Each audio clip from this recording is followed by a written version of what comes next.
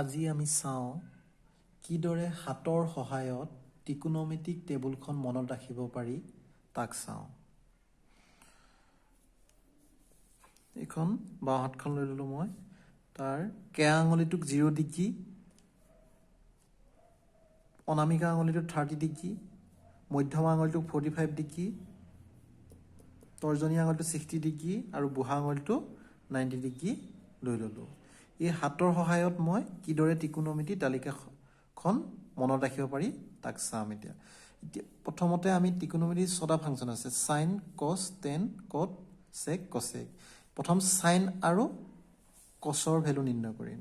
এতিয়া চাইনৰ ভেলুবিলাক নিৰ্ণয় কৰিবলৈ আমি ক্লক ৱাইজত গতি কৰিব লাগিব। আঙুলিবিলাক আমি ঘড়ী কাটাৰ দিশত গণনা কৰিম আৰু কছৰ ভেলুবিলাক গণনা কৰিবলৈ হ'লে, নিৰ্ণয় কৰিবলৈ হ'লে এণ্টি ক্লক ৱাইজ অৰ্থাৎ ঘড়ী কাটাৰ বিপৰীত দিশত আমি কাউণ্ট কৰিম। এতিয়া চাইন আৰু কছৰ ভেলুবিলাক মনত বা নিৰ্ণয় কৰিবলৈ হ'লে এটা কথা মনত ৰাখিব লাগিব: √/2 এইটো মনত ৰাখিব লাগিব। ইয়াত √/, ভিতৰত কি হ'ব? তুমি ছাপ'জ চাইন 0 ডিগ্ৰী ভেলু লাগে মোক, গতিকে চাইনৰ 0'ৰ চাইনটো আমি ক্লক ৱাইজত কাউণ্ট কৰোঁ। গতিকে এইফালে কেইটা আঙুলি বাকী আছে? এটাও নাই। অৰ্থাৎ যিমানটা আঙুলি বাকী থাকিব সেইটো হ'ব তোমাৰ √/, ভিতৰত। এতিয়া চাওঁ কিদৰে আমি চাইন কছৰ ভেলু নিৰ্ণয় কৰিম। প্ৰথমতে চাওঁ sign 0 degree. Sign 0 degree equal √/, থাকিবই 2। এতিয়া ইয়াৰ ভিতৰত কি হ'ব? চাইন 0 ডিগ্ৰী বুলি ক'লে মই ইয়াত আছে, ইয়াৰ চাইনৰ ক্লক ৱাইজত গণনা কৰিম। কেই আঙুলিৰ এইফালে আঙুলি আছে জানো? নাই। গতিকে কেইটা আছে? 0টা আছে। গতিকে √/0/2, √/0/2 মানে 0। যিকোনো সংখ্যাত 0ক ডিভাইড কৰিলে আমি 0 পাম। কছ 0 ডিগ্ৰী। কছ 0 ডিগ্ৰীৰ কাৰণে √/2 থাকিবই। এতিয়া কছৰ কাৰণে 0 ডিগ্ৰী আমি এণ্টি ক্লক ৱাইজত কাউণ্ট কৰিম এইফালে। এতিয়া এই আঙুলিটোৰ এইফালে কিমানটা আঙুলি বাকী আছে? 1, 2, 3, 4টা আছে। অৰ্থাৎ ইয়াৰ ভিতৰত √/, ভিতৰত 4 হ'ব। √/4/2, √/4 মানে ছিংগুল 2/2 ইজ ইকুৱেল 1। কছ 0 ডিগ্ৰী ইজ ইকুৱেল কিমান হ'ব? 1 হ'ব। এতিয়া চাওঁ sign 30 degree. Sign 30 degree equal √/, আহিবই, /2। এতিয়া √/, ভিতৰত কি হ'ব? 30 ডিগ্ৰী এইটো। ক্লক ৱাইজত যদি কাউণ্ট কৰোঁ এটা আঙুলি বাকী আছে আমাৰ, গতিকে √/, ভিতৰত 1 আহিব। √/1 মানে ছিংগুল 1, 1/2। Sign 30 degree equal 1/2। কছ 30 ডিগ্ৰী। কছ 30 ডিগ্ৰী ইকুৱেল √/, থাকিবই, /2। ইয়াৰ ভিতৰত কিমান হ'ব?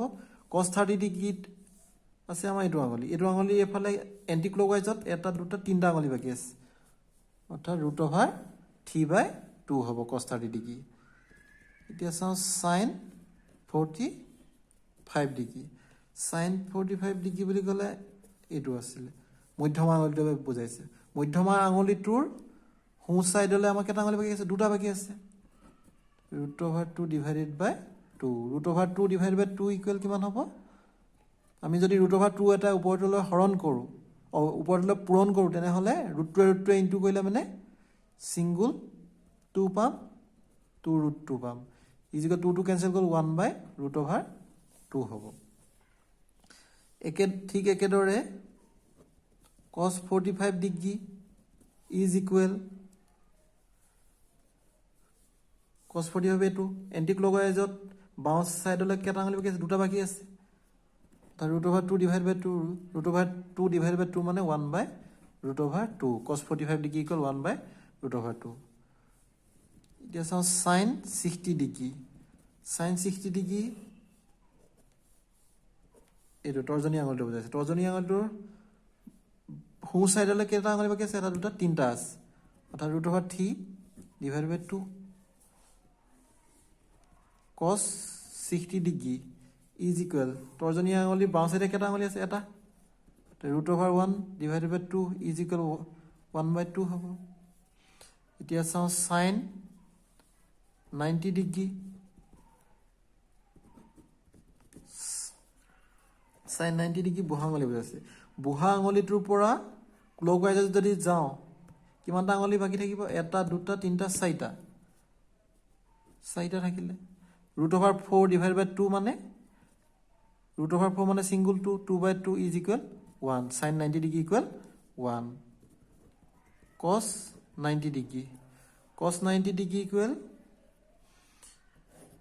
cos বুলি ক'লে এন্টি ক্লকৱাইজ অৰ্থাৎ বাওঁ সাইডলৈ কিমানটা আঙুলি বাকী আছে বুঢ়া আঙুলি বাওঁ সাইডে এটাও নাই গতিকে এটাও নাই অৰ্থাৎ 0 √0 ডিভাইড বাই 2 0ক যিকোনো সংখ্যা হৰণ কৰিলে আমি 0 পাম অৰ্থাৎ cos 90 ডিগ্ৰী ইকুৱেল 0 পালো এতিয়া আমি চাম tan আৰু cotৰ ভ্যালুবিলাক কিদৰে গণনা কৰিব পাৰি tan নক আমি জানো যে sin আৰু cosৰ অনুপাতক tan বোলা হয়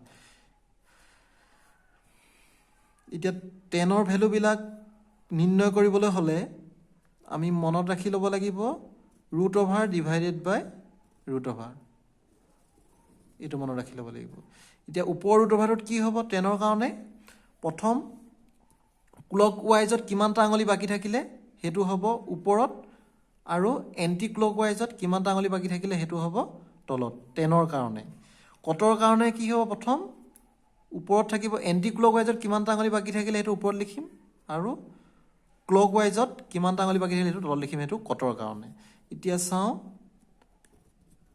tan 0 degree √over divided by √over থাকিব এতিয়া ইয়াত আমি কি লিখিম প্ৰথম এতিয়া 0 ডিগ্ৰী বুলি ক'লে এটো আছিল প্ৰথম ক্লকৱাইজত কে আঙুলি বাওঁ সাইডে কিমানটা আছে এটাও নাই অৰ্থাৎ ওপৰত এটাও নাই 0 নেক্সট এন্টি ক্লকৱাইজত কিমানটা বাকি আছে এটা দুটা তিনিটা চাৰিটা এটা 0/4 is equal 0 cot 0 degree equal উলিয়াবলৈ হলে মই প্ৰথম কি কৰিম এন্টি ক্লকৱাইজ ডাইৰেকশনত যাম 1 2 3 4 এন্টি ক্লকৱাইজ ডাইৰেকশনত চাৰিটা আঙুলি বাকি থাকিলে আৰু ক্লকৱাইজত এটাও নাই অৰ্থাৎ 0 যিকোনো সংখ্যাক যদি আমি 0 এ ডিভাইড কৰো তেনেহলে কি পাম আনডিফাইন অৰ্থাৎ সংজ্ঞাবদ্ধ নহয় এতিয়া চাও tan 30 ডিগ্ৰী tan 30 ডিগ্ৰী এটো বুজাইছে প্ৰথমতে আমি ইয়াৰ ক্লকৱাইজত কিমানটা আঙুলি বাকি থাকিলে এটা আৰু এন্টি ক্লকৱাইজত এটা দুটা তিনটা √1 মানে 1 √3 মানে √3 গতিকে tan 30 degree equal 1/√3 cot 30 degree is equal √over divide by √over cot 30 কাৰণে প্ৰথম আমি এন্টি ক্লকৱাইজ চাম এটা দুটা তিনটা বাকি আছে গতিকে 3 আকৌ ক্লকৱাইজ চাম ক্লকৱাইজ এটা আছে গতিকে 1 √1 মানে 1 গতিকে √3/1 মানে √3 cot 30 degree equal √3 tan 45 degree tan 45 degree এটো tan 45 ডিগ্ৰী উলিয়াবলৈ হলে এফালৰ দুটা বাকি আছে মধ্যমা আঙুলিটো এফালৰ দুটা বাকি আছে আৰু এফালৰ দুটা বাকি আছে অৰ্থাৎ ক্লকৱাইজতো দুটা আৰু এন্টি ক্লকৱাইজতো দুটা আঙুলি বাকি আছে অৰ্থাৎ √2/2 মানে 1 tan 45 ডিগ্ৰী ইকুৱেল 1 ঠিক একেদৰে cot 45 ডিগ্ৰী ইজ ইকুৱেল ইফালৰ দুটা আঙুলি বাকি আছে মধ্যমা আঙুলি এফালৰ দুটা অৰ্থাৎ 2/2 ইজ ইকুৱেল 1 এতিয়া চাও tan 60 ডিগ্ৰী tan 60 ডিগ্ৰীৰ কাৰণে প্ৰথম আমি ক্লকৱাইজত কিমানটা আঙুলি বাকি থাকিলে এটা দুটা তিনটা √3 আকৌ এন্টি ক্লকৱাইজত এটা বাকি থাকিলে √1 ইজ √1 মানে 1 √3 মানে 3 গতিকে √3/1 equal √3 cot 60 degree cot 60 degree is equal √over divided by √over ললো এতিয়া cot 60 ডিগ্ৰী প্ৰথমতে মই এন্টি ক্লকৱাইজত কিমানটা আঙুলি বাকি থাকিলে এটা বাকি থাকিলে ওপৰত 1 হল আকৌ ক্লকৱাইজত এটা দুটা তিনটা বাকি থাকিলে √1 মানে 1 √3 মানে √3 1/√3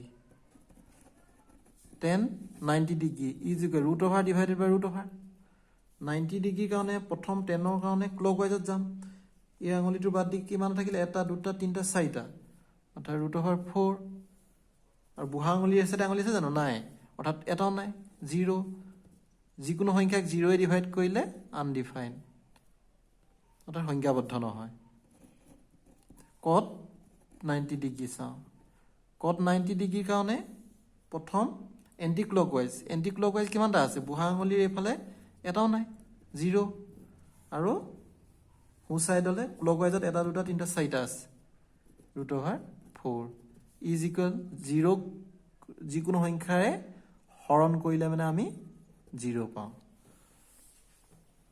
এতিয়া চাওঁ সেক আৰু কসেকৰ ভ্যালুবিলাক কিদৰে নিৰ্ণয় কৰিব পাৰো সেক আৰু কসেকৰ ভ্যালুবিলাক নিৰ্ণয় কৰিবলৈ হলে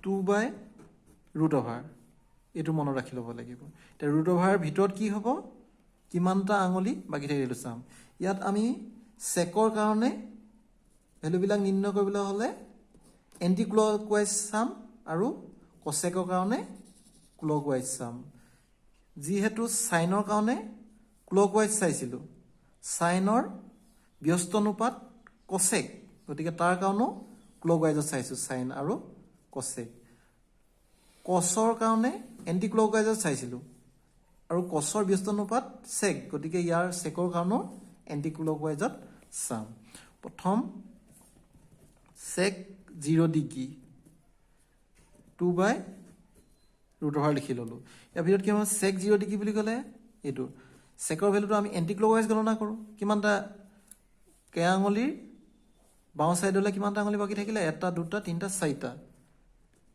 4